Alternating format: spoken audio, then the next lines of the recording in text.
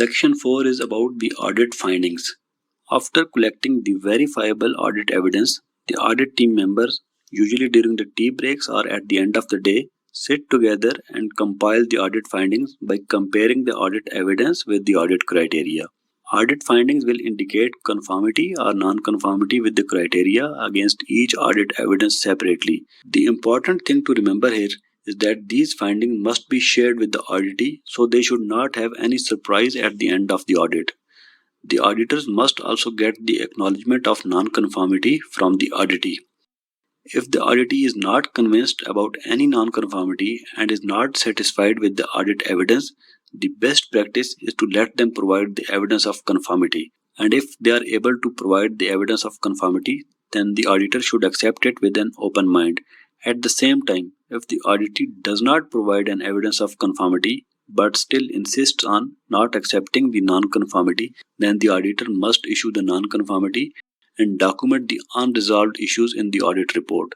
Although such situations rarely happen, yet it's worth mentioning for the understanding of the prospective auditors. Audit findings should also include opportunities for improvement, good practices with the management system, and recommendations if included within the audit plan. Please note that in third-party certification audit, the auditee cannot ask for suggestion or recommendations due to the conflict of interest. For a non-conformity to be declared as major non-conformity, any of the following conditions must be met. The non-conformity shall be declared as minor if there is a single isolated lapse in the implementation of OHS management system, or there is no significant effect on the OHS management system. The auditor may also write the opportunity for improvement, which are often referred to as observations. These are raised when there is a situation with potential non-conformity and requires clarification from the auditee to ensure the effectiveness of OHS management system. Opportunity for improvement is not a non-conformity, and it's not a binding on the auditee to comply with, but can really add value in OHS management system's effectiveness as well as efficiency. The auditor shall need to write the non-conformity statement as part of the audit conclusions. The non-conformity shall be written professionally, and as a minimum, it must have the following features.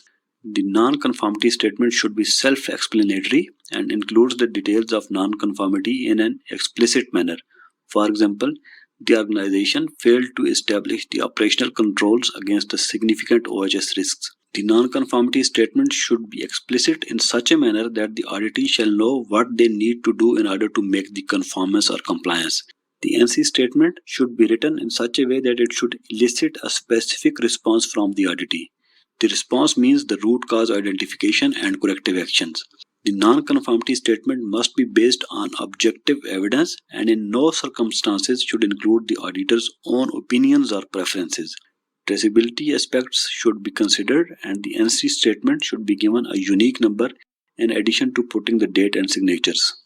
The non-conformity statement should not include any suggestions about the root cause identification or corrective actions, and they should not point the names of the persons interviewed as part of the objective evidence collection. Please go through this slide to understand exercise requirements. You have to establish if the given scenario presents a major or a minor non-conformity.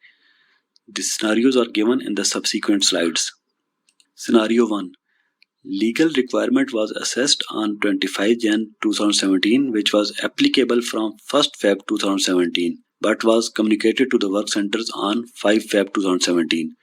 Do you think it's a major non-conformity or a minor non-conformity? The answer is given in the next slide. Scenario 2. Hazard identification and risk assessment review was due on 25th Feb 2017, but was carried out on 27th Feb 2017. A document in welding shop was found with manual overwriting on it. Scenario 4. The organization has not identified the necessary competence of workers for the operational processes which were significant from the OHS perspective. However, training was being conducted for all employees on regular basis. Scenario 5. The internal audit for the year 2016 for the organization was not carried out.